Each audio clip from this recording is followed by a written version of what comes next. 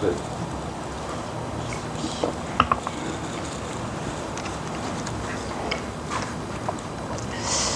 네, 그러면은 오늘은 102페이지입니다.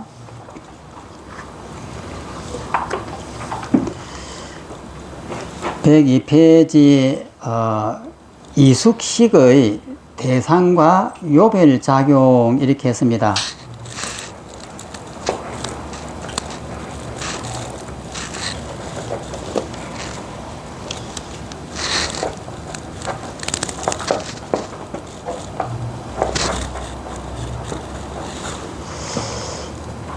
여기서는 대상과 요별이라고 하는 이 용어에 대한 이해입니다. 밑에 한번 읽어보면은 모든 식에는 요별하는 작용이 있다. 요별이라고 하는 이 분별하는 작용이 있다라고 했는데, 그러면 이 요별이라고 하는 이 분별은 어떤 것을 말하냐 하는 내용이에요. 이때 요별되는 대상을 소연이라 하고, 요별하는 주체를 능연이라고 한다.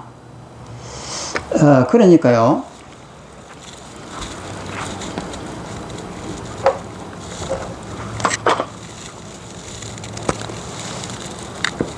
제8식이 있으면 여기는 아레아식이 있고 이숙식이 있고 일체 종자식이 있습니다. 그러면 여기에서 이숙의 역할에 의해 가지고 일체 종자가 아레아식이라고 하는 이 창고에 저장되어 있는데, 이 이숙의 역할에 의해서 이것이 이 바깥으로 이렇게 펼쳐지는 거예요. 그래서 여기 이제 별이 있고 태양이 있고 달이 있고 이 산화 대지가 있고 사람과 동물이 이렇게 있습니다. 그러면은 이 대상이, 이것이 대상이에요. 대상이고 이쪽이 능연이 되고 이쪽이 소연이 되는 겁니다. 소연이라고 하는 것은 대상입니다. 반연되는 바, 소자가 그 한문으로 우리는 바라고 이렇게 해석을 했습니다. 반연되는 바, 반연되는 그 대상이죠. 그럼 이게 이 능연에서 이렇게 소연으로 대상화 되는데, 이때는 무기성입니다. 이것을 무기성을 뭐라 하냐면 변계 소집성 어타기성이라 합니다. 어타기성. 그런데 여기서 만약에 또 이것은 제8식이고 제7식인 이것이 말라식이 작동이 되면은, 말라식은 자아의식입니다. 내가 있다라고 하는 자아예요. 그럼 여기 되면은 이것이 능연이 됩니다. 능연이 되고 이 바깥에 있는 이것이 소연이 됩니다. 능연에서 소연으로 이렇게 바라보는 거예요. 그럼 여기에서 이 능연이라고 하는 이 주관인 보는 것하고 이 바깥에 있는 물질인 이 대상이 이렇게 또 나눠집니다. 그래서 이 능연이고 물질에 대해서 능연에서 소연을 상대적으로 바라본다. 이 내용을 말하는 겁니다.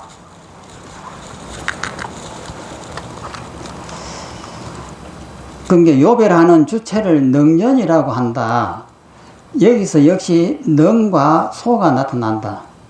능은 주체, 소는 대상이다. 이때 연이라고 하는 것은 연뇌의 뜻으로, 연뇌라고 하는 것은 그 연자는 인연연자에다가 려자는 생각을 려자입니다. 연뇌의 뜻으로 이는 대상을 삼아서 생각한다. 대상으로 삼아서 생각한다. 그러니까 저 앞에 있는 저 별을 보면서 저 별을 대상으로 여기면서 이 능연이 생각하는 거예요. 그리고 이것을 연녀라고 한다. 연이라고 한다. 정도로 풀이될 수가 있다. 또 유식론서에서는 요별작용의 주체로서 행상을 언급한다. 여기서 한문으로 행상이라고 했습니다. 행자는 행할 행자고 상자는 모양상인데 대상입니다. 그러니까 언급하는데 이때 행상은 어떤 뜻이냐면 대상에 간다는 의미를 사용한다. 이렇게 했습니다. 대상에 간다라고 하는 이것은 뭐냐면은 연녀라고 하는 행상인데 이 주관인 이 능년이 이 소연인 이 대상에 분별 작용을 하는 것을 말하는 겁니다. 저것은 별이다, 이것은 태양이다, 이것은 달이다 하고 이렇게 분별하는 이것을 요별이라고 하는 거예요.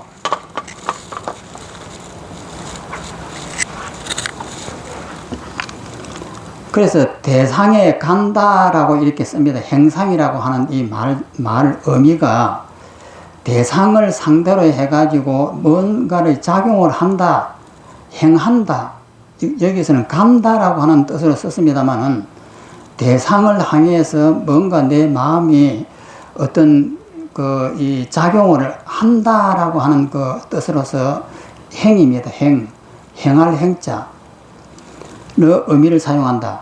대상에 가는 것은 바로 능년이다. 이 주관이다. 이 말이죠. 그리고 대상은 소연이다. 객관이다. 또 밑에 제8식도 역시 식이기 때문에 소연과 능년이 있다. 제8식의 소연은 기세간이고 종자고 유건신이다. 여기서 기세간이라고 하는 것은 기자가 그릇 기자입니다.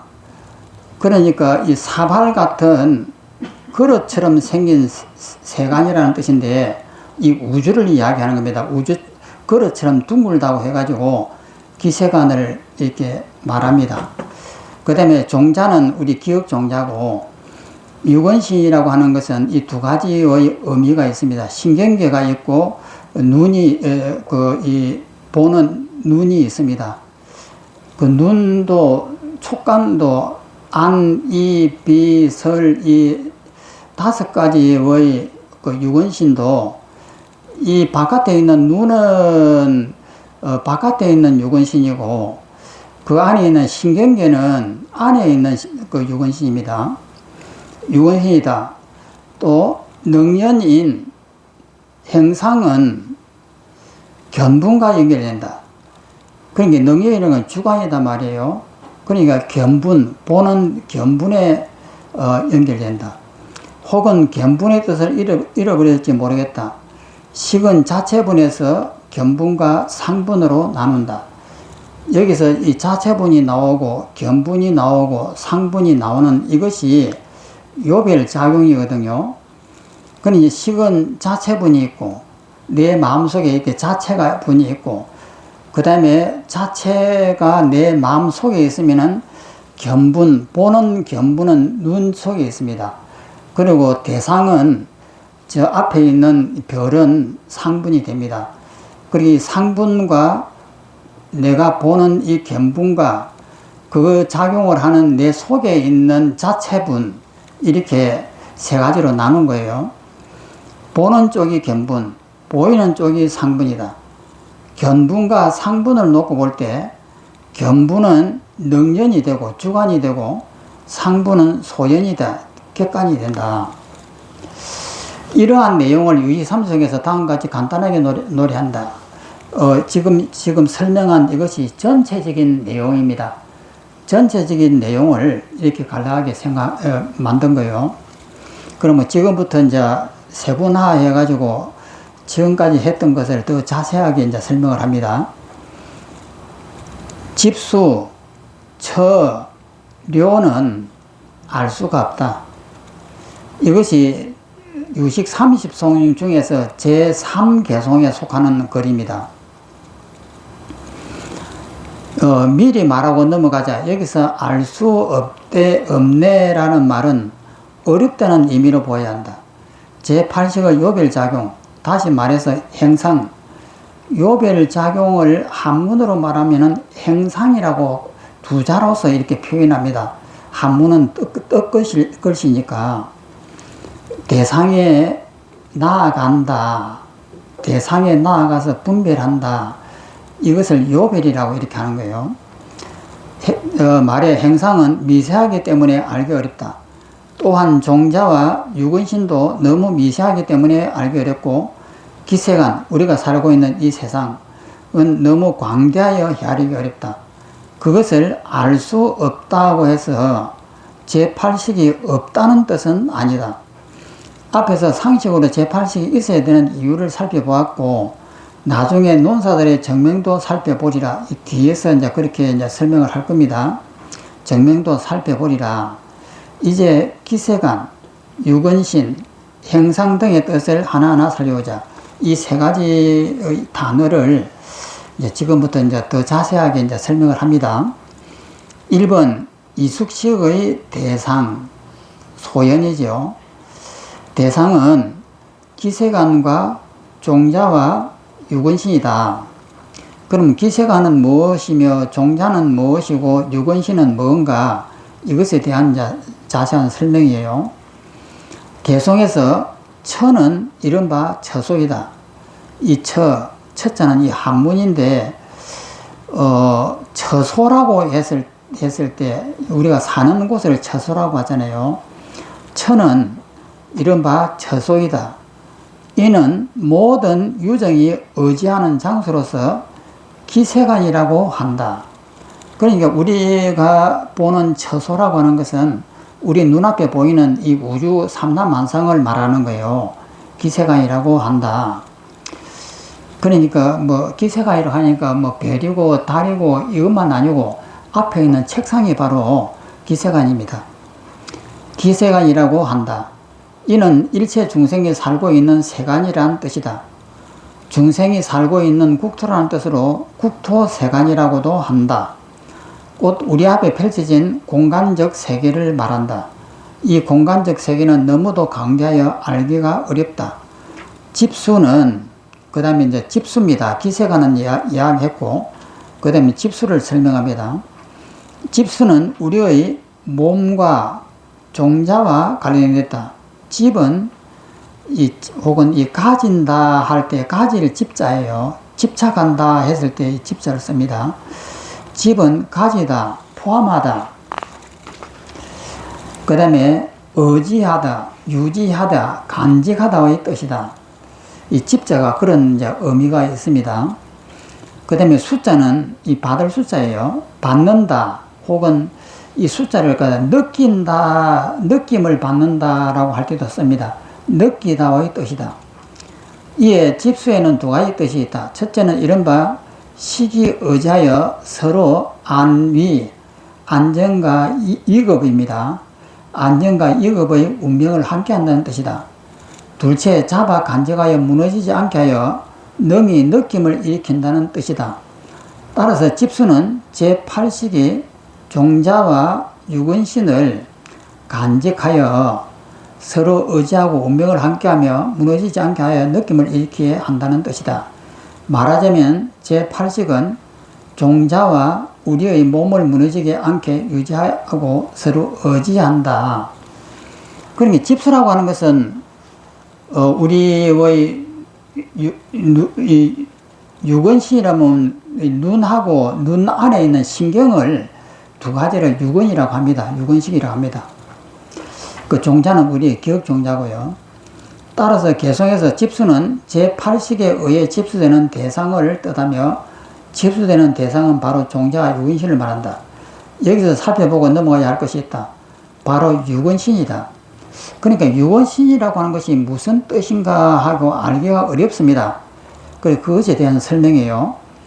유근신은 모든 색건과, 여기서 색건이라고 하는 이 특수한 단어가 나왔습니다.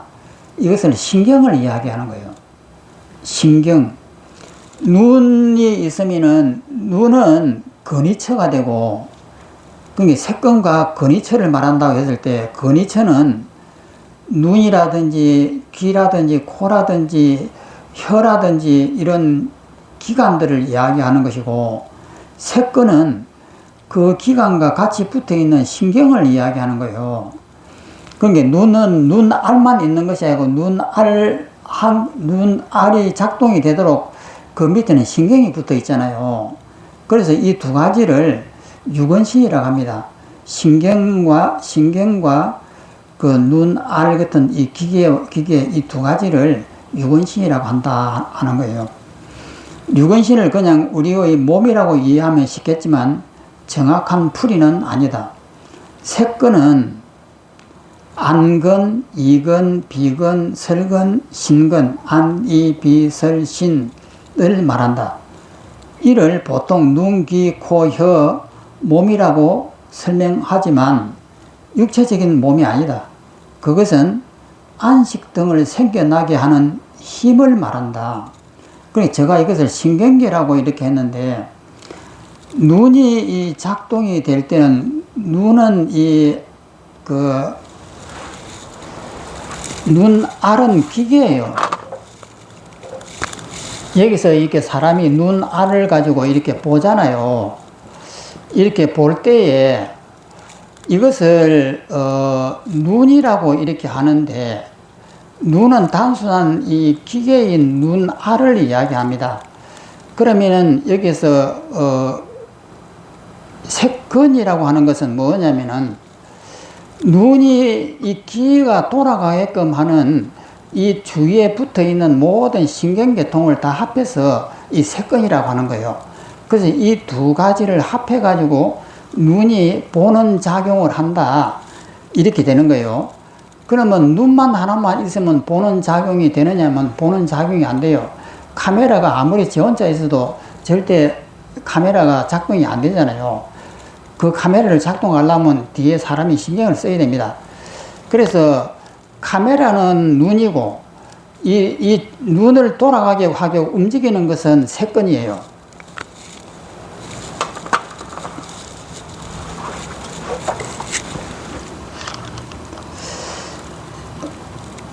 육체적인 몸이 아니다. 그것은 안식 등을 생겨나게 하는 힘, 공능, 즉 에너지를 말한다. 그 에너지를 말한다는 것이 바로 신경계다 이 말이에요. 근이란 훌륭한 작용이 있다는 뜻이다. 잡아함경 제322정 2경 안내입처경 등에서도 색근은 불가견이라고 하였다. 이 색근이라고 하는 것은 우리가 눈으로서 볼 수가 없는 것이에요. 그러니까 눈알은 볼 수가 있지만 이 신경계는 우리가 볼 수 있는 것이 아니다라고 이렇게 한 거예요. 또 읽어보면 단순하게 이해해서 색근이 눈 등의 육체이면 분명히 눈에 보인다. 그런데 경전에서는 색근은 보이지 않는다고 했다. 보통 안근 등을 눈 등으로 풀이하는 것은 이해를 돕기 위한 쓰이고, 경전에서 말하는 안근 등은 육체적인 눈 등이 아니다. 이것은 신경계예요, 신경계. 육체인 눈 등은 근위처가 된다. 근위처라고 하는 그 기계를 갖다가 근위처라고 이렇게 하는 거예요. 된다. 근이 의지하는 곳이라는 뜻이다. 근이라고 하는 것은 신경이 의지하는 곳이라는 뜻이다. 안근이 의지하는 눈, 이근이 의지하는 귀 등이 바로 근위처다. 근위처라고 하는 것은 기계를 이야기하는 거예요. 기계. 그러니까 근위처라고 하는 것은 신경계라고 하는 것은 색근이면은, 근위처라고 하는 것은 눈알이라고 하는 기계를 이야기하는 겁니다. 금방 조금 전에 제가 설명을 좀 바꿔서 뒤집어서 잘못했는데, 근위처는 눈알, 기계, 그 다음에 귀라고 하면 귀 자체의 기계, 듣는 이 기계, 이것을 근위처라고 한다. 안근이 의지하는 눈, 이근이 의지하는 귀 등이 바로 근위처다. 근위처는 기계입니다. 즉 눈알이다 라고 하는 것. 이에 안근 등 오색근을 성의근이라 하고, 성익의라고 하는 것은 성자는 승리할 성자에다가 어자는 얻어자입니다. 그러니까 이 건을 움직이게 하는 뛰어난 기능을 성익의라고 하는 거예요. 그러니까 오색건을 성익의라고 하는데, 오색이라고 하는 건 암위비설신입니다. 오색이니까. 그러니까 이것은 신경계고, 신경계를 성익의라 하고, 눈, 등, 근위처를 부진근이라 한다. 그게 눈, 등, 눈, 알 같은 이 기계를 부진근이라고 한다. 성의에는 진실이라는 뜻이 있으니 성의근은 진실한 근이라는 뜻이 된다. 부진근, 이 기계를 말합니다. 부진근은 성의근을 도와주는 단순한 물질적인 근이라는 뜻이다. 그러니까 부진근은 기계인 눈알이면은 성의근은 눈알을 움직이게 하는 신경계에 속한다. 이렇게 이해를 하십시오. 즉 신체 기관인 부진근은 눈 같은 이 기계를 말하는 거예요. 부진근을 대상을 취하는 뛰어난 힘이 없지만은, 그러니까 부진근 눈알은 지 혼자 놔둬도 대상을 볼 수 있는 힘이 없습니다. 이 카메라를 제 아무리 놔둬도 사람이 작동을 안 시키면 안 되잖아요. 부진근은, 기계는 대상을 취한다.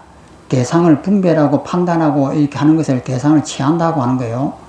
대상을 취하는 뛰어난 힘이 없지만은 성의근을 도와서 식을 일으키게 한다.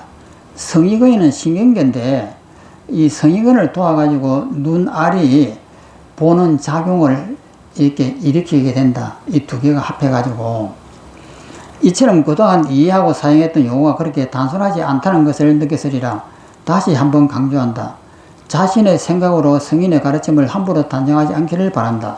이상 기세간, 종자, 유건신, 유건신은 오색근이라고 하는 신경계와 부진근이라고 하는 눈알이라고 하는 기계, 이 두 가지가 유건신입니다. 오색근과 부진근이 제8식의 대상이 된다. 소형이 된다. 그러면 우리 신경계라든지 이런 것들은 전부 다 누가 이것을 가지고 있느냐? 제8 아리아식이 갖고 있는 거예요. 그러면 종자다, 기세가이다, 유건신이다 하는 이것은 전부 다 가짜다 이 말이에요. 기세가이라고 하는 이 우주 삼라만상도 제8식이 만든 가짜고, 종자라고 하는 우리의 기억 종자라고 하는 것도 전부 다 가짜고, 유건신이라고 하는 눈알도 신경계도 전부 다 제8 아래식이 만들어내놓은 가짜들이다 이 뜻입니다. 또 읽어보면, 그렇다면 그 가운데 기세간 이 우주는 어떻게 나타나는가? 이 점이 중요하다. 기세간은 우리가 사는 이 세상을 말한다. 따라서 단순하게 말하면 세상은 어떻게 만들어졌는가 라는 질문이다. 이 세상은 어떻게 만들어졌을까? 굉장히 궁금하죠. 이것을 정확하게 아는 것이 깨달음이에요. 세상은 어떻게 만들어졌을까? 그러니까 이 컵이 있습니다. 이 컵은 어떻게 만들어졌을까 하는 거예요. 이것이 내 의식 바깥에 이 컵이 따로 있다라고 보통 우리가 생각을 해요. 근데 이 컵은 내 팔 아리아식 속에 있는 종자가 만든 겁니다. 만약에 이것이 내 마음이 안 만들고 내 마음 바깥에 이것이 따로 있다라고 하면은 이것은 제 스스로 존재하는 것이에요. 이것은 이것이 혼자서 제 스스로 존재하지 못하잖아요. 지금도 여기에는 구멍이 조금 막 이게 뚫려져 갖고 오만 공기와 압력과 이 우주의 모든 기운들이 이게 작동이 돼요. 그래서 이것은 우리가 이 동그랗다, 이 컵 위에는 동그랗다라고 하는 이것은 내가 만든 거예요. 그리고 이 색깔은 희다라고 하는 것도 내가 만들었단 말이에요. 그러면은 내 의식이 없는 상태에서 의식이 작동이 안 되고 그러면 이 모양은 어떻게 생겼을까라고 만약에 묻는다고 하면은 이 컵은 어떻게 생겼는지 알 수 있는 길이 없습니다. 우리가 바라보니까 이런 둥근 컵이 우리 눈에 보이는 거예요. 그러면 우리 눈에는 이것이 컵으로 보이는데 개미가 여기 앉아서 보면은 이것은 컵이 아니에요. 자기 키보다 몇십 배나 높은 것이 무슨 컵이 되겠습니까? 그러면 개미의 업으로서 바라본다고 하면 이것은 컵이 아니고 자기식으로 보이는 거예요. 그렇기 때문에 각자가 자기의 업대로 세상을 봅니다. 그런데 우리는 개미가 보든 인간이 보든 누가 보든 이것은 둥글다라고 우리는 착각을 해요. 그런데 그것은 큰 착각입니다. 우리의 의식이 작동이 안 되면은 이 컵이 어떻게 생겼는지 아무도 몰라요. 이것이 둥근지 사각형인지 삼각형인지 아무도 모릅니다. 그러면 우리가 이것을 딱 보는 순간에 둥글고 흰색이고 여기서 물을 담는다라고 하는 것이 바로 이렇게 1초도 안 돼야 우리 압니다. 그러면은 이것은 이 컵을 보는 것이 아니에요. 내 머릿속에 저장되어 있는 내 기억을 보는 것이단 말이에요. 그렇기 때문에 이 우주라고 하는 것은 전부 다 내가 만든 겁니다. 이 사실을 정확하게 아는 것을 깨달음이라고 그래요. 우리는 깨달음이라고 하면은 어떤 대단한 뭐라고 이렇게 생각을 하는데 깨달음이라고 하는 것은 뭐냐면 이것이 내가 만들었다라고 하는 이 사실을 정확하게 아는 것이에요. 그럼 이 산화대지라든지 이거 무엇이냐? 이 내 마음 바깥에 이런 것이 있느냐? 아니에요. 내 마음이 맞는 거예요. 우리 인간의 눈으로 보면 우리 인간의 키 높이와 높이에 의해 가지고 세상을 보이는 각도가 달라집니다. 제가 콘테너에서 쥐틀을 하나 가지고 쥐 3마리를 내가 잡았는데 잡아갖고 그놈을 갖다가 또 이제 선임이 되고 또 죽일 수는 없는 일이고 저 밑에 저 마을에 내려와갖고 풀어줬더만은 조그마한 이 풀숲에다가 코를 탁 박고 들어가 있더라고. 자기 나름대로 숨는다고 들어가는가 봐요. 그런데 우리가 보면 우습게 짝이 없잖아요. 그런데 지의 키 높이에서 본다면은 그것은 엄청나게 은신처죠. 그러니까 지가 보는 세상이 우리하고는 다른 거예요. 이만한 풀속을 지는 마음대로 숨으면서 다닐 수가 있고 자기의 밀림지대가 되는데 우리 인간이 보면 우습잖아요. 그러니까 세상은 자기 업대로 보는 거예요. 업이라고 하는 것은 자기가 습관들여온 그 법대로 세상을 본단 말이에요. 그러니까 이게 세상을 보는 것이 그러니까 우리가 로봇이에요. 수많은 정보를 담고 있는 로봇이에요.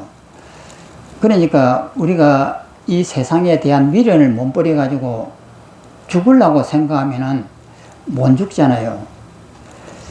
그러면 깨달은 부처님은 이 죽음을 어떻게 보느냐? 죽음이라고 하는 것은 세상에 있는 것은 아니에요. 내가 만든 것이지. 그러면 로봇가 우리가 똑같은 이 정보를 컴퓨터 속에 칩에다 담고 앞으로 이제 자기가 있다라고 자아의식이 쌓이면서 돌아다닐 시대가 100년 이내에는 올 거예요. 그러면 이 컴퓨터, 이 로봇가 우리 인간과 같이 자아의식을 가지고 내가 세상을 살아간다라고 하는 이런 생각을 가지고 살 텐데 그 로봇은 죽음을 어떻게 볼 것이냐? 우리와 똑같이 두려워해요. 왜냐하면 이 세상에 의미를 부여하고 이 가치관을 부여해가지고 죽음이다, 삶이다, 사랑이다, 미움이다 하는 것을 만들어 놨단 말이에요. 그러니까 그것에 습관을 들이면 습관을 들일수록 빠져들어갑니다. 우리 인간이 그렇잖아요. 습관을 들이고 계속해서 꽃을 보면서 좋다 좋다 좋다 하면은 이것에 대한 미련이 남아요. 그리고 저 사람은 밉다 밉다 밉다 밉다 하면은 또 미련이 남습니다. 미워 보여요. 이렇게 습관화를 들이면은 그게 우리는 노예가 되게 되어 있습니다. 그러면은 로버트가 이런 습관을 가지고 이 정보를 가지고 계속해서 사용하고 의미를 부여하고 또 의미를 부여하다 보면은 습관화되고 습관화가 되면 그게 노예가 되는 거예요. 그러면 난 죽을 수가 없어. 이렇게 하는 거예요. 우리 인간도 마찬가지입니다. 이 공부를 통해 하고 죽음이라고 하는 것이 있지 않다라고 하는 것을 우리가 이해를 해요. 그리고 밉다 곱다도 허상이라고 하는 걸 이해를 합니다. 그런데 이 살아오면서 거기에다가 계속 습관을 들이고 축축한 업이 만들어집니다. 그러니까 자식을 보면서 사랑스러운 내 새끼 하면서 애정이 솟는단 말이에요. 자꾸 반복해서 계속해서 애정을 하던 게 그 속에 노예가 돼버린 거예요. 자식이라고 하는 것은 좋은 것도 아니고 나쁜 것도 아니고 아무것도 아닌데도 계속해서 애정을 당고 하면은 그 속에 노예가 된다 이 말이에요. 그래서 자식을 떠난다라고 하는 것은 이제 안 되는 거예요. 그것처럼 로버트도 계속해서 이 세상에 대한 가치에 대해서 애정을 가지고 거기에 집착을 하면서 습관을 들이면은 로버트가 이제 바보가 되는 거예요. 그러면서 이제 이 세상에 진짜 있는 것처럼 사랑이라고 하는 것이 진짜 있는 것처럼 미움이라고 하는 것이 진짜 있는 것처럼 이렇게 습관이 들었기 때문에 내가 죽으려고 하면은 이것이 허상인데도 여기서 놔버릴 수가 없는 거예요. 습관 들였던 그 애착이 남아있어갖고 의미가 극대화되어 있기 때문에 아무리 허상이라고 해도 놓을 수가 없는 거예요. 그래서 우리의 수행은 뭐냐면은 이것이 허상이라고 하는 것을 이제 알았으면은 그 습관을 떨어뜨리는 끝없는 힘을 발휘해야 돼요. 매일매일 바라보면서 사랑스러운 것을 보면은 왜 사랑스럽지? 저것은 내가 기계인데 기계가 정보에 의해 가지고 사랑이라고 하는 그 단어에 의미를 부여하고 만든 것이기 때문에 허상이다. 이것을 끝없이 자꾸 관찰을 해가지고 여기에 있는 내가 습관 들이면서 의미를 부여했던 그 세월만큼 그 의미를 빼내야 돼요. 이것이 이제 수행인 거예요. 그래서 이제 다음에는 마음대로 이 사랑이라고 하는 그것을 보면서 그것이 공이라고 하는 사실을 그 속에 있는 의미까지도 빼서 사랑을 볼 수 있는 힘이 생겼을 때 그 사랑으로부터 자유스러운 거예요. 그것이 이제 부처인데, 그러면 수행은 간단하잖아요. 허성인 줄 알았는데 이것을 컵이라고 이미 내 나이만큼 습관을 들였습니다. 그러니까 이것은 이제 빼도 박지도 못하고 컵이에요. 그래서 이것이 컵이 아니라고 하는 것을 이치적으로 알아요. 그런데 습관을 몇십 년을, 70년을 갖다가 이렇게 했으니까 이것을 어떻게 빼낼 수가 없는 거예요. 그러면은 이 사실을 아는 것이 깨달음이라고 하면은 습관을 빼내서 여기에 있는 의미를 없애버려 나가는 이 과정이 부처가 되는 이 과정이에요. 그래서 이 이치를 알았으면은 우리가 깨달음이라고 하는 이것을 모르고 있을 때는 무엇이 깨달음이지 하고 고민을 하지만 이제 깨달음이 무엇인지 분명히 알았으면은 이것을 내 것으로 만들려고 하는 끝없는 노력이 필요해요. 그냥 전부 다 허상의 꿈이지 이렇게 하고 되느냐? 어떻게 되겠어요? 매일 바라보고 매일 부딪히면서 다시 자각을 하고 다시 살펴보고 분석을 해보고 이것이 아니었구나 이렇게 생각하고 내가 만약에 이 자리에서 죽는다고 하면은 저 미련이 남아있지 않을까? 내 죽음이라고 하는 것이 이 세상은 없습니다. 죽음이라고 하는 것이 없는데 죽으려고 마음을 먹는 순간 이 세상에 대한 미련을 못 버리는 거예요. 그러면 아직 내 공부가 안 됐단 말이에요. 그러면 안 된 것은 뭐냐면은 허상인 줄 알지만은 여태까지 습관 들여와가지고 의미를 부여해가지고 극대화시켜 나온 그 집착의 뭉치를 못 놓아버린다 이 말이에요. 그러면 수행이라고 하는 것은 간단해요. 그 의미를 놓아버리는 거예요. 그러면 매일 자기가 죽는 순간에 물어봐요. 만약에 내가 로봇이라고 하면은, 로봇은 사람이 만든 기계예요. 거기 머릿속에는 칩을 담아가지고 이 정보를 담은 기계인데 이 살아있는 것도 아니에요. 그런데 자기가 의미를 계속 부여하다 보니까 내가 생겨가지고 내가 살아있는 것처럼 느껴진단 말이에요. 그러면 그 살아있는 것처럼 느껴지는 그 집착을 자기가 사랑하는 사람이 있었다고 하면은 이 사랑하는 사람이 가짜라고 하는 것을 알면서도 못 놓아버리는 거예요. 그러면 그것이 로봇가 자기도 기계인데도 자기가 기계가 아니라고 생각을 하게 되고, 사랑이라고 하는 이것이 머릿속에 있는 칩 속에 있는 정보가 만들어낸 가짜라고 하는 것은 알지만은 이것도 오랜 습관을 들이면은 진짜처럼 보인단 말이에요. 그러면 이것을 놓아버릴 수가 없는 거예요. 그러니까 우리가 로봇가 동일한 똑같은 로봇인데 못 놓아버리잖아요. 근위처와 색건과 근위처라고 하는 이 눈하고 신경결에 의해 가지고 제8 아래아 속에 있는 정보가 함께 묻어 가지고 이것을 이렇게 바라봅니다. 근데 이것이 가짜라고 하는 것을 우리가 이해를 하는데 이 너무나 진짜 같잖아요.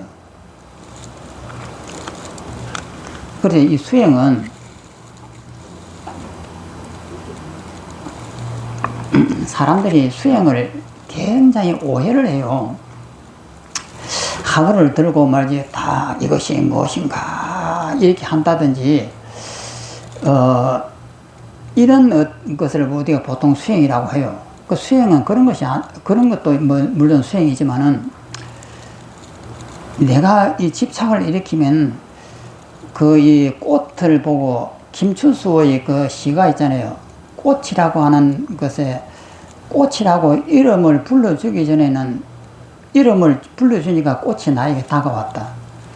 꽃이라고 하는 것은 의미가 없지만은 내가 꽃이라고 하는 의미를 부여하니까 꽃이 되어가지고 나에게 다가오는 거예요. 그러면은 우리가 장미꽃이라고 하는 이것은 이쁘지도 않고 안 붙지도 않은 겁니다. 그런데 우리가 장미꽃은 이쁘다고 하니까 장미꽃이 이쁜 거예요. 그러면 그것을 가지고 선물을 해주면 기분이 좋아진단 말이에요. 이 모든 것이 자기가 만든 착각이에요. 그러면 이 착각 속에 있는 장미꽃의 아름다움과 이것을 선물을 받으면 기뻐하는 그 모든 감정들이 가짜단 말이에요. 그러면 이것을 볼 때마다 머릿속에서 수행이 시작돼야 돼요. 저것이 왜 이쁘게 보이느냐. 그것을 자세하게 보고 이것 전부 다 허상이고 꿈이구나 하는 생각을 하면서 거기에 대한 의미를 다 놓아버리는 순간에 내 몸이 사라집니다. 내 몸이 사라지고 그 꽃도 사라져요. 그래서 그때 깨닫는 것이 뭐냐면은 이 꽃은 원래부터 꽃이 아니었습니다. 그런데 우리는 그것을 꽃이라고 이름을 부르고 의미를 부여하고 이렇게 하니까 꽃이 되기 시작했고, 꽃이 되기 시작하면서 나에게 꽃에 대한 집착이 생기면서 꽃을 선물 받으면 기쁨이 일어나고 하는 이런 것이단 말이에요. 그러면 이것이 전부 다 가짜로 만들어지는 이 과정이에요. 그러면 이런 것이 있기 때문에 내가 느껴져요. 그리고 꽃이 느껴져요. 그 두 가지, 내가 그것을 나라고 하는 것이 있다고 느끼고 꽃이라고 하는 것이 있다라고 느끼는데 이게 두 개가 가짜단 말이에요. 그런데 이것을 가짜라고 하는 사실을 언제 아느냐? 이 집착을 빼버렸을 때 내 몸이 사라지는 것을 보고 꽃이 사라지는 것을 보면서 아는 거예요. 그러면 그것을 한번 알았다. 알고 나면은 그냥 가만히 있어도 또 꽃이 집착을 안 일으키느냐? 절대 그렇지 않습니다. 또다시 세제비가 됩니다. 세제비가 되면서 또다시 반복해서 관찰을 안 하게 되면은 또 힘을 받게 되고 또 꽃이 사랑스러워지고 이게 반복되는 거예요. 그래서 이 과정을 수행을 통해 하고 조금도 놓치지 말고 항상 관찰하면서 이렇게 보는 것을 하면서 어느 순간에 보다 보면은 내 몸이 다 사라지고 꽃이 싹 사라지는 이런 것을 보면서 힘을 얻는 거예요. 아, 정말 이렇구나. 이것이 반복이 안 되면은 이 수행은 아무 소용이 없습니다.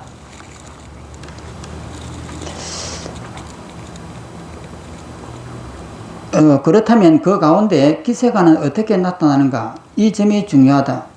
기세가는 우리가 사는 이 세상을 말한다.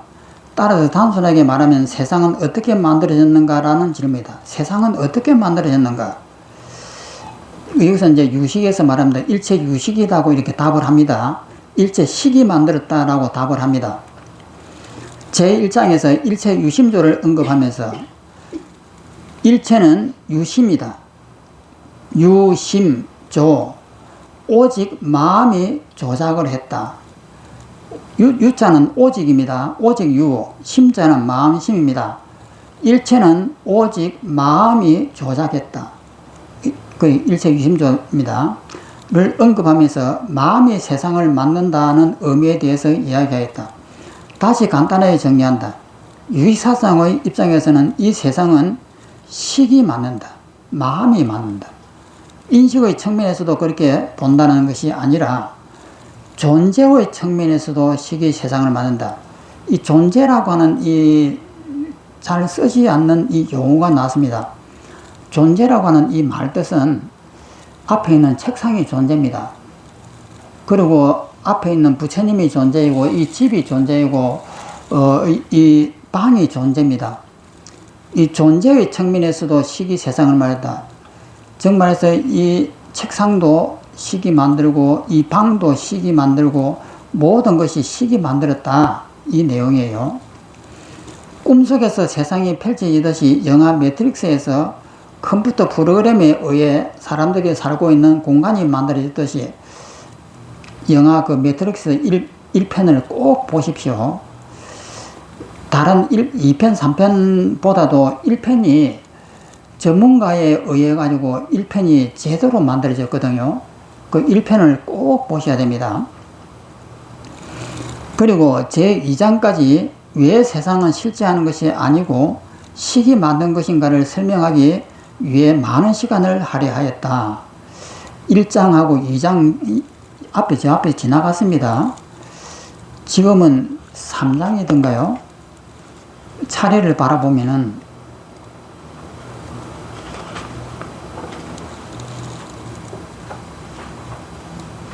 지금은 3장이네요. 차례가 목차가 제일 앞에 있습니다. 그래서 2장까지는 이미 지나갔고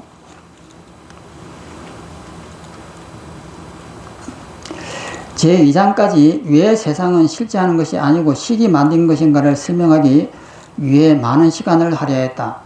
그때 그 마음은 의지를 말한 것이 아니다. 마음이라고 하면 우리는 마음 먹기 나름, 마음 먹은 대로 라는 측면에서 이해하려고 한다. 그래야 마음이 세상을 만들었다라고 하면 그러면 마음대로 세상을 만들 수 있겠네 라고 비난해 버린다. 이런 식은 잘못된 이해죠. 그러나 그렇게 단순하지 않다는 것을 나타내기 위해 제1장과 제2장에서 차근차근 이야기하였다. 우리는 이 벌써 앞에서 배우고 왔습니다. 모든 것은 식이 만든다는 말에서 근본이 되는 식이 바로 제8식이다. 근본이 되는 식이 제8식이 이제 근본이 되죠. 제8식 가운데 있는 종자가 현행한 것이 우리가 살고 있는 세상이다. 종자가 현행했다라고 하는 이 말도 이제 다 알 겁니다.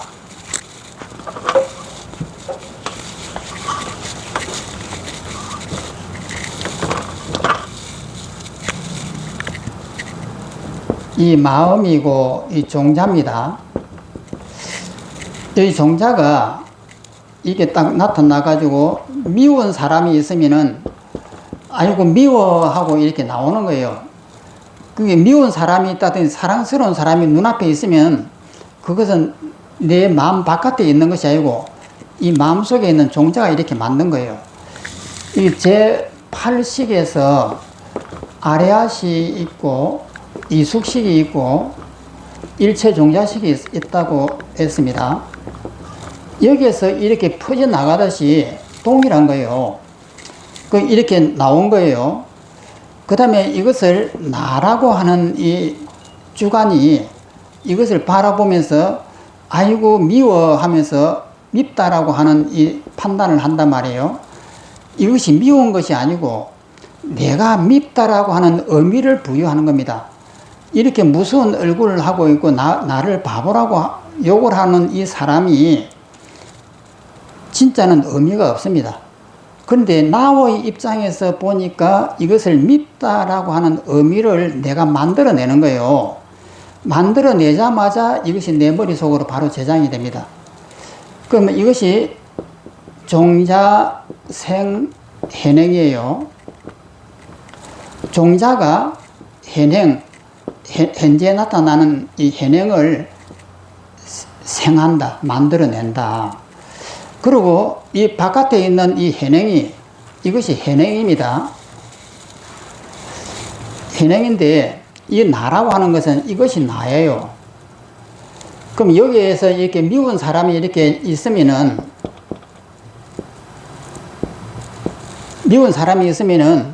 이 내가 이것을 만들어내고 이것을 또 내가 이렇게 머릿속에 다시 저장을 한다 이 말이에요. 그러면 나가 이것을 보면서 또 내 머릿속에 종자로서 이 저장한다. 이 말씀은 바깥에 있는 이것은 바깥에 있는 실체가 아니라 내 마음이 만든 것이다. 이 이야기를 하는 거예요.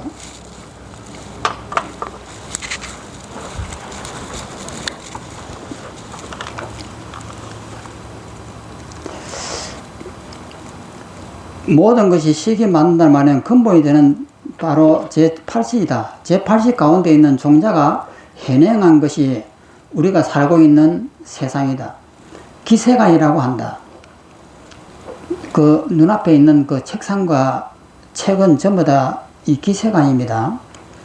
즉 이숙식이 종자의 성숙한 힘으로 말미암아서 기세관의 모습을 변화하여 비슷하게 나타낸다.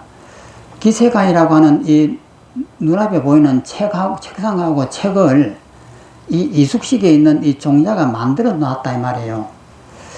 그럼 지금 우리가 이 책을 보면서 과연 이 책이 내 의식으로서 만든 것이다 라고 하는 자각이 있느냐는 거예요. 자각이 있기가 힘들죠. 분명히 이 책이 내 의식이 만들어 놓은 것인데 만들지 않았으면 이 속에 있는 글을 우리가 읽을 수가 없습니다. 그런데 이 글 자체는 의미가 있는 것이 아니에요. 이 글을 만들어 놓고 우리는 여기에다가 의미를 부여하기 시작했습니다.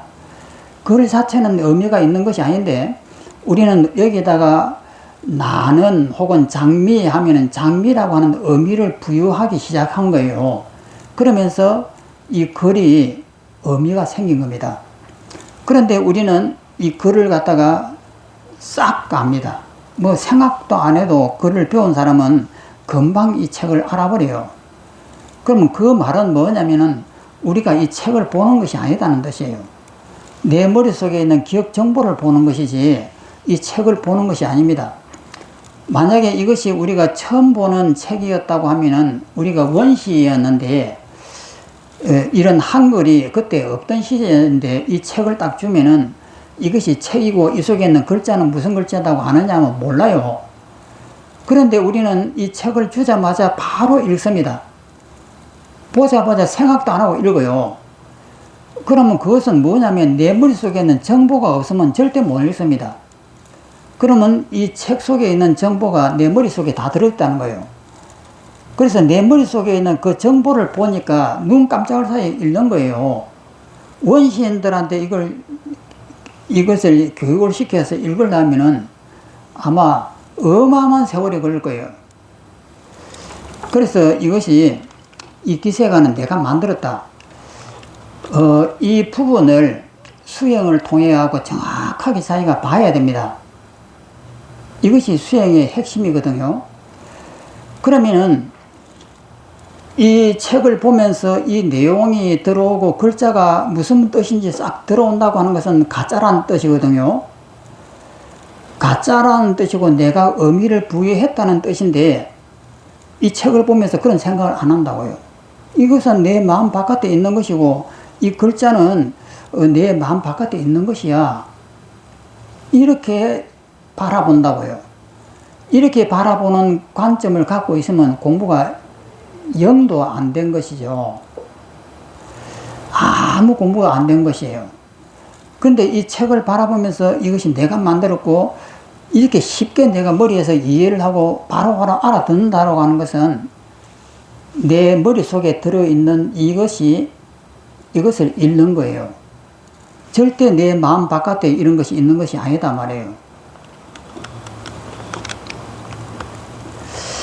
그래서 기세간의 모습을 변화에 비슷하게 나타낸다. 그런데 이 세간은 나 혼자 펼친 세상이 아니다. 이 부분 또한 중요하다. 이 땅에 있는 모든 유정이 나타낸 세상이다. 비록 모든 유정이 나타낸 세상은 각각 다르지만 모습이 서로 비슷하여 기세간이 다르지 않다. 예를 들어 많은 촛불이 모여서 방안을 밝힐 때 밝은 공간이 하나로 드러나는 것과 같다. 따라서 내가 이 땅에 사라지더라도 다른 유정들에 의해 기생하는 그대로 유지된다. 비유하면 수많은 촛불이 큰 방을 밝히다가 촛불 하나가 꺼지더라도 그 방은 여전히 밝은 것 같다. 그러니까 저 칠판을 내가 죽는다고 죽어서 이 세상에 사라진다 해도 다른 사람의 이 책상을 보고 있으니까 이것을 공상종자라고 그래요. 공통된 종자다 이 말이에요. 그래서 이 칠판은 실제 있는 것은 아닌데 그러면 내가 죽으면 나의 종자는 이 세상에서 사라져요. 이 우주에서 이것은 원래부터 없었기 때문에 사라져요. 그런데 다른 사람들이 집착을 하고 이것을 칠판이라고 보고 있기 때문에 다른 사람의 눈에는 있는 것으로 보인단 말이에요. 나의 이 세상에서는 이것이 사라졌고 나도 사라졌지만 다른 사람의 공통된 종자는 남아있기 때문에 다시 이것이 그대로 있는 것처럼 보이는 거예요. 그러면은 언젠가는 우리가 이 세상에서 지구가 소멸하고 우리 인류라든지 이런 생명체가 진화해 왔던 이 모든 것이 사라질 때가 온단 말이에요. 그럼 온다고 하면은 이 우주는 어떤 우주로 남아있을까? 다른 우주에 있는 뭔 생명체가 있다고 하면은 그들의 눈에 보이는 세계도 남아있겠죠. 우리 우주는 없어져 버리고.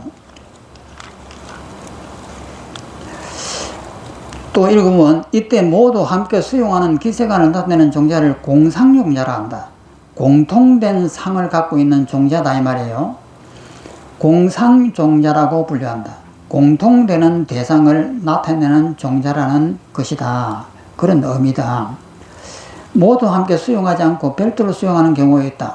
예를 들어 인간에게는 물로 보이지만 아기나 천신이나 물고기 등에는 각각 피, 구름, 보석 혹은 길 또는 집 등으로 나타나게 된다. 그러니까 물 하나를 가지고 일수사견이라고 하는 그 내용이에요.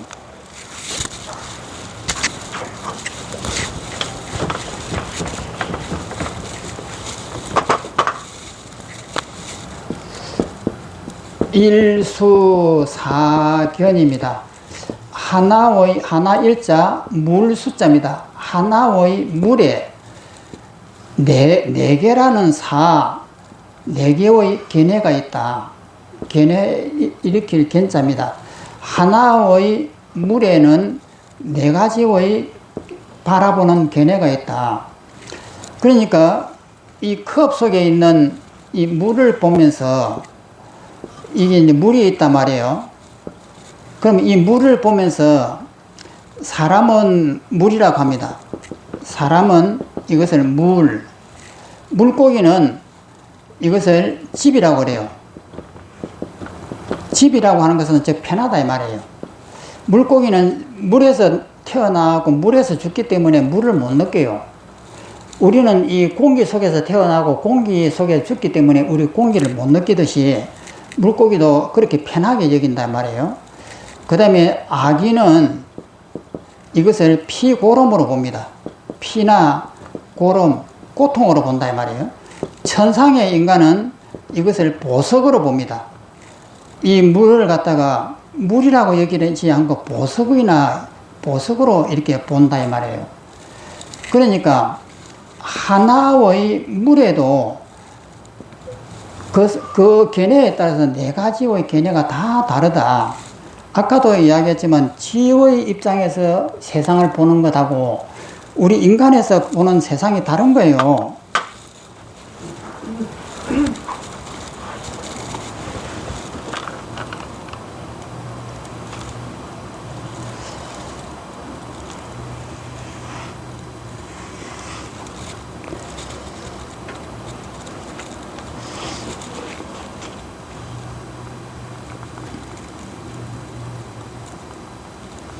어디까지 했죠? 중간에 이때 모두 함께 수용하는 기세간을 나타내는 종자를 공상종자라 한다. 공통된 상이다 이 말이에요. 공통되는 대상을 나타내는 종자라는 것이다. 모두 함께 수용하지 않고 별도로 수용하는 경우도 있다. 예를 들어 인간에게는 물로 보이지만 아기, 천시, 물고기 등에는 각각 피고름으로 보이기도 하고 보석으로 보이기도 하고 길이라든지 집이다 편안하게 보인다 이 말이죠. 물고기는 물을 편안하게 보는 거예요. 등으로 나타나게 된다. 이때는 공통되지 않는다는 의미에서 공상 가운데에서 불공상이다. 각자가 다 다르게 본다 이 말이에요. 상대적으로 기세간을 외경, 바깥 경치, 바깥 대상이라고 하는 반면에 육은신은 내경이라고 한다. 안 대상이다.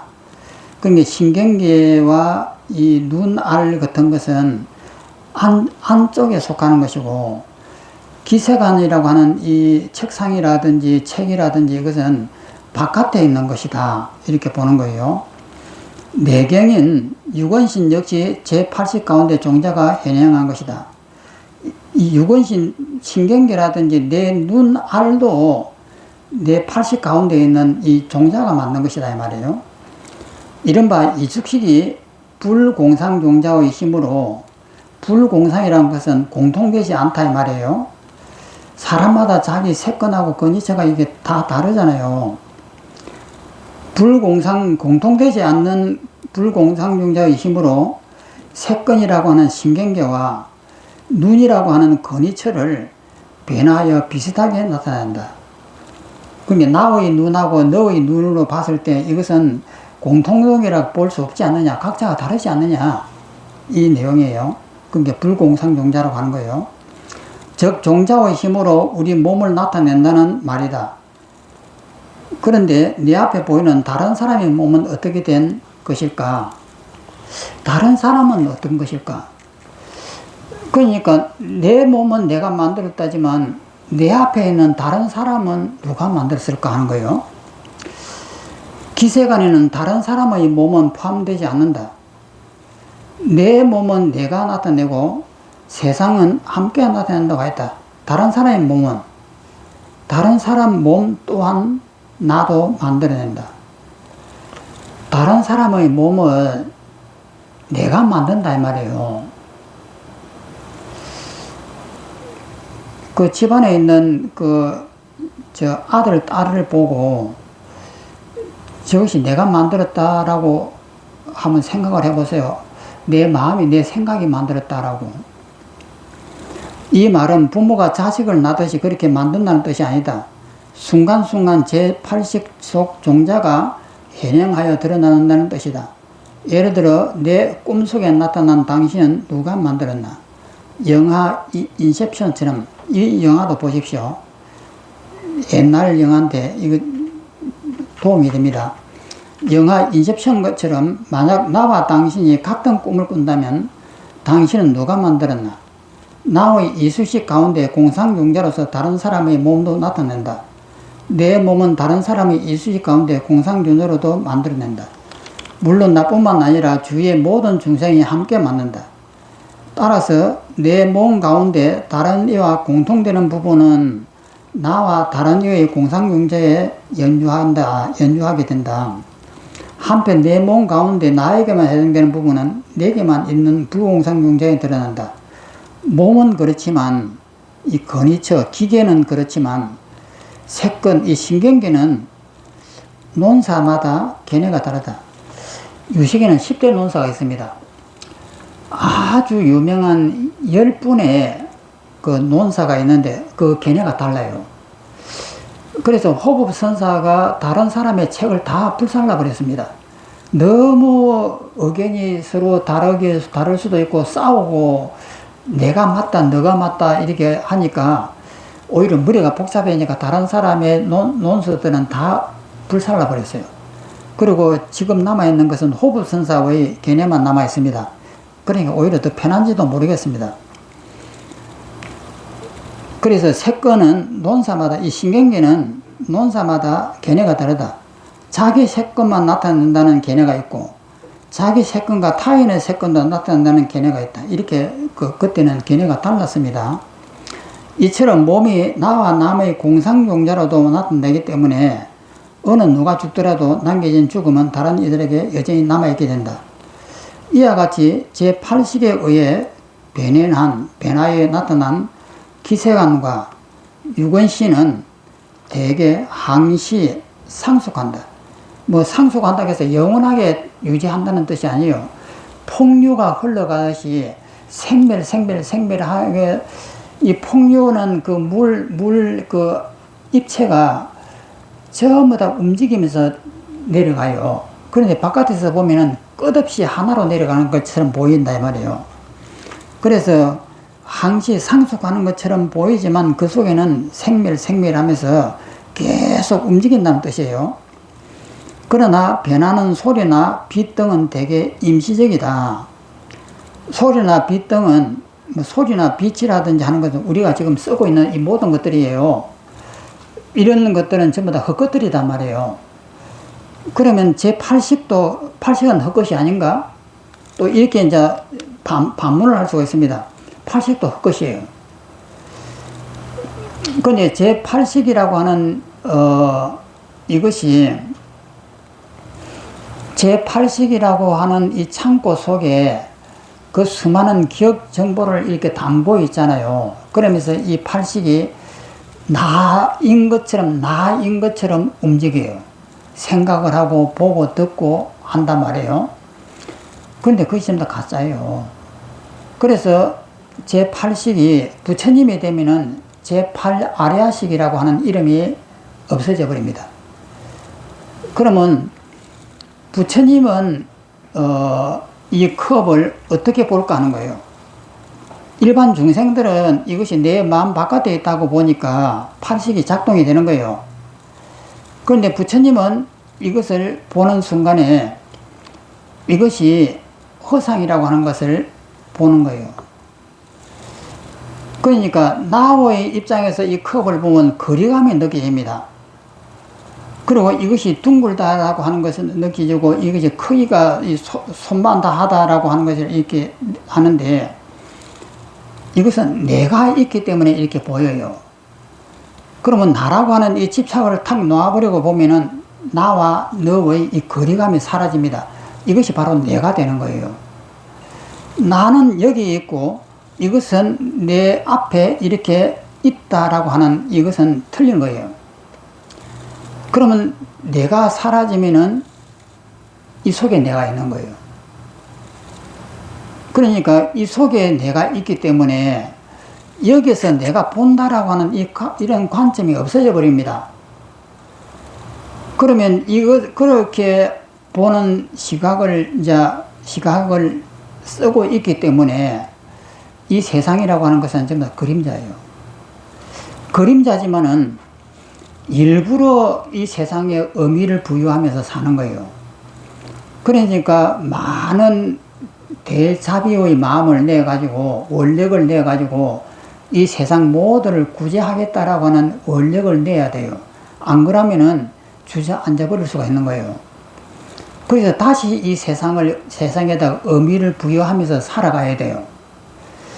그러면 다시 의미를 부여하면서 살아가면서 사랑도 느끼고 이 세상에 돈도 벌고 명예도 얻고 대통령도 하고 이렇게 살아가야 된단 말이에요.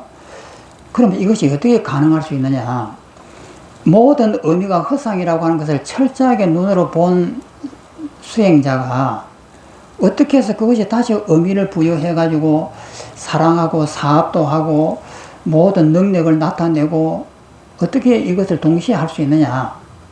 이러니까 대원력보살이 되어야 된다고 하는 거예요. 그러니까 우리가 공부가 됐는가 안 됐는가를 딱 이렇게 자기를 점검할 때 정말 내가 이 세상을 허상이고 꿈이라고 보는가 안 보는가를 봐야 돼요. 그럼 내가 죽음을 상상을 했을 때 그럼 이 세상이 모두가 허상이고 내 죽음이라고 하는 것도 없다라고 하면은 바로 여기서 내가 죽어야 되지 않느냐. 그런데 허상이라고 해도 죽을 수가 없는 거예요. 이 세상을 자꾸 보고 싶은 거예요. 내가 알고 있는 이 의식을 유지하고 싶어 해요. 이것이 허상이라고 하는 것을 알면서도 유지하고 싶어 하는 집착이 있는 거예요. 이것은 내가 그게 수없는 오랜 숙달된 힘에 의해서 그렇게 하는 것이거든요. 그래서 이것이 허상이라고 하는 것을 이렇게 탁 하면 보는 거예요. 보면 이것이 사라집니다. 이 세상도 사라지고 나도 사라져요. 아무것도 없단 말이에요. 그것을 순간순간 자주 경험을 해야 됩니다. 이것이 경험이 자주 안 되면 또다시 달라붙어요. 그래서 깨달음이라고 하는 것은 뭐냐면은 이 세상에 내 마음이 만든 가짜라고 하는 사실을 아는 것이 깨달음이에요. 그러면 이렇게 알았다라고 하면 그것이 완전하게 깨달은 거예요. 부처님은 안 됐지만 깨달았다 이 말이에요. 그럼 부처님이 되는 것은 숙달시켜야 돼요. 숙달시켜가지고 허무주의에 안 빠지도록 숙달을 시켜야 하고 원력을 세워가지고 다시 의미를 부여하고 집착을 하면서 이 세상에 의미를 부여해서 이 세상을 아름답고 멋있게 가꾸려고 노력도 하고 돈을 벌려고 하고 학생운동, 노동운동도 하면서 이 세상을 위해서 이렇게 일을 해야 된단 말이에요. 이 이율배반적인 이것을 능숙하게 완전히 만들어 하는 것을 부처라고 하는 거예요. 그러면 깨달음이라고 하는 것을 사람들은 잘 이해를 못 하더라고요. 무엇이 깨달음일까? 깨달음이라고 하는 것은 일체 유심조예요. 일체는 내 마음이 만들었다. 이거 정확하게 아는 것이 깨달음이에요. 그러면 이것을 알았으면 잘못하면 허무주의에 빠져요. 그런데 허무주의에 빠진다고 하는 것은 아직도 내가 남아있는 거예요. 그래서 그것을 반복해가지고 숙달을 시켜가지고 이 세상의 집착과 사랑과 미움을 다시 옛날처럼 다 쓰면서도 그게 끌려가지 않는 사람이 되어야 되는 거예요. 그러면서도 이 세상을 위해서 멋있게 보는 것이에요. 그러면 우리가 이 세상을 멋있게 못 보는 이유는 뭐냐면은 수행을 계속해야만이 새롭게 보여요. 산을 바라본다든지 장미를 바라본다든지 어떤 것을 이 풀을 바라보면은 새롭게 보여야 돼요. 새롭게 안 보인다고 하는 것은 그것을 너무 오랫동안 봤기 때문에 집착이 쌓여서 구닥다리가 돼서 그래요. 5살 먹는 아기가 저 언덕에 있는 그 피비라고 하는 이 짠디에서 나는 것이 있거든요. 그것을 딱 뽑아갖고 입에 넣으면 달큰해요. 그것이 너무 좋아가지고 하루 종일 그걸 갖고 논단 말이에요. 그런데 어른 보고 그거 하라고 하면 못해요. 너무 재미가 없어서. 근데 어린애는 그것을 처음 보기 때문에 새로우니까 하는 거예요. 그러면 우리는 미운 사람을 볼 때에 미운 감정이 남아갖고 그 사람만 봐도 속에서 뭔가 모르는 게 하면서 그 사람을 바라봅니다. 그러면 그것을 내가 허상인 줄 알고 놓아버리면은 처음 보는 것처럼 그 사람을 볼 수 있는 눈이 돼야 돼요. 그래서 항상 처음 보는 것처럼, 그래서 이 처음 보는 것처럼의 눈이 안 되면 공부가 안 된 것이에요. 그런데 우리는 본능적으로 알아요. 그래서 처음 보는 것처럼 해보려고 여행도 다녀요. 그리고 요번에 무슨 배 보려고 5사람이 바닷속에서 죽었다고 하던데, 그 사람들도 너무 돈도 많고 지루하니까 뭔가 새로운 것을 보려고 들어가다가 죽잖아요. 그런데 우리는 뭔가 새롭게 보고 싶어 하는 본능이 있습니다. 그것을 봤을 때에 행복하단 말이에요. 그래서 이런 막 세파에 시달리면서도 그것을 잃어버리지 않는 거예요. 그러면 깨달은 사람은 뭐냐면은, 왜 새롭게 안 보느냐면은, 구닥다리에 업이 남아갖고 먼저 그것에 터치를 해갖고 보여주니까 새롭게 안 보여요. 항상 이렇게 믿게 보이고, 사람을 볼 때도 그 사람의 이미지가 끝까지 남아갖고 그 사람을 새롭게 보는데 자꾸 방해를 합니다. 그래서 공부라고 하는 것은 새롭게 보이는 눈이 없으면 공부가 안 된 사람이에요. 그래서 우리가 산속에 살 때 은사 스님을 모시고 살게 되면은, 은사 스님이 아침에 일어나면은 그 지리산에 그 안개가 씌인 걸 보면서 새롭다 매일 그래요.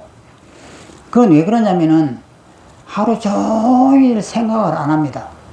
이것이 무엇인가 하고 오직 여기만 몰두했다가 아무 생각하는 이 집착이 없는 상태예요. 아침 일어나고 문을 열고 바깥을 탁 바라보면서 새잡이가 돼가지고 새롭다 이렇게 하는 거예요. 우리도 마찬가지입니다. 공부를 열심히 자기를 버리려는 연습을 하다가 언뜻 바라보면, 창문을 열고 바깥을 바라보면은 그 앞에 있는 푸른 곳 있는 나무들, 돌담, 이끼들이 너무나 새로운 거예요. 그것이 새롭게 보여야 되는데 우리는 자주 보고 거기에다 의미를 자꾸 이 색칠을 하다 보니까 헝것이 되어가지고 천체 보듯이 그렇게 안 봐져요. 그래서 처음 보는 것처럼 안 된다고 하는 것은 내 머릿속에 너무 거기에 대한 음력이 두텁게 깔려 있어갖고 그렇게 못 보게 막는 거예요. 그래서 공부를 하려고 하면은 항상 내가 왜 집착을 하고 있는가, 왜 내가 죽는다고 만약에 생각을 하면 미래에 남는가, 이런 것을 계속 봐야 됩니다. 또 읽어보면 이와 같이 제8식에 의해 변화에 나타난 기세관과 그 제8아리아식 속에 이숙식의 역할에 의해 갖고 기세관하고 유근신이 이렇게 저 앞으로 이렇게 나타납니다. 유근신은 대개 항시 상속한다. 그러나 변화하는 소리나 빛 등이 대개 임시이다. 소리나 빛 등은 순간 일어났다가 사라진다. 이는 현재의 원인과 조건의 힘이 일으킴에 따라서 일어나기 때문이다. 오늘은 여기까지 하겠습니다.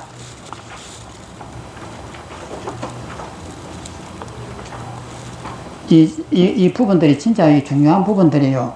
이것이 책으로만 읽지 마시고 자기 수행하고 함께 해야 돼요.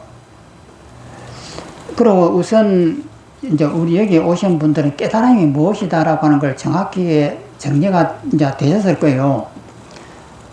옛날에는 깨달음이 뭔지 몰라가지고 무엇을 깨달음이라고 하는지 굉장히 깝깝했거든요.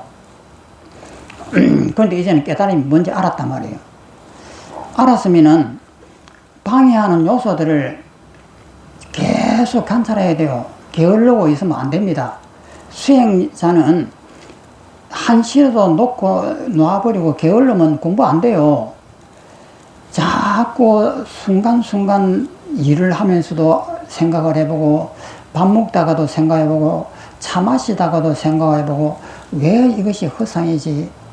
이것을 계속 해보고, 또 이제 시간이 있으면 앉아서 내가 왜 죽지 못하지? 내 몸이 허상이고 꿈이고 하는데 내가 이 세상에 대해서 죽는다라고 마음만 먹으면 이 끈질긴 집착이 나를 놔주지 못하지. 이것을 바라보고 사유를 해야 돼요. 깨달음이 무엇인지를 이제 분명히 알았으면은 그것을 내 것으로 만드는 수련이 필요한 거예요. 수련이라고 하는 것이 그냥 이것이 무엇인고 이것이 수련이 아니라 생각을 하는 거예요. 생각을 해서 연기의 법을 사유를 통해서 자꾸 생각을 해보면 자기가 알 수가 있는 거예요. 그래서 내가 그 사유의 힘에 의해 가지고 집착을 놓아버리는 순간 이것이 허상이다 이렇게 하다가 계속 깊어지면은 어느 순간에 내 몸이 텅 비어지고 내가 죽어도 괜찮겠구나 하는 생각이 이렇게 쏙 들어올 때가 있습니다. 그때가 수행이 잘 된 거예요. 그러면 그렇게 잘 되면은 그런 방식으로 계속해서 닦아가는 거예요. 그래 습관을 들여가지고 내 마음이 내가 이 자리에서 죽는다고 하면은 로봇가 이제 내가 로봇인데 로봇이라고는 자기가 없는 로봇인데 정보가 많아지다 보니까 내 자아가 생긴 거예요. 그러면 로봇가 자기가 안 죽는다고 하면 우리가 보면 우습잖아요. 기계로 만든 놈이 자기가 안 죽으려고 이렇게 버틴다 하면 너무 우스운데 실제 우리가 그렇단 말이에요. 버티고 있는 거예요. 정말 우스운 이야기지만 버티고 있어요. 그럼 그 이유를 우리가 밝히는 것이 수행이다 말이에요. 그 밝혀보면 아무 이유가 없습니다. 다 허상이다 말이에요. 허상인데도 여태까지 의미를 부여하면서 살아왔던 그 힘, 에너지, 그 세월이 나를 안 낳아줘요. 그럼 그 세월을 해체하는 것이 수행이다 말이에요. 자, 그럼 오늘은 여기까지 하고 5분 후에 또 수행을 하겠습니다.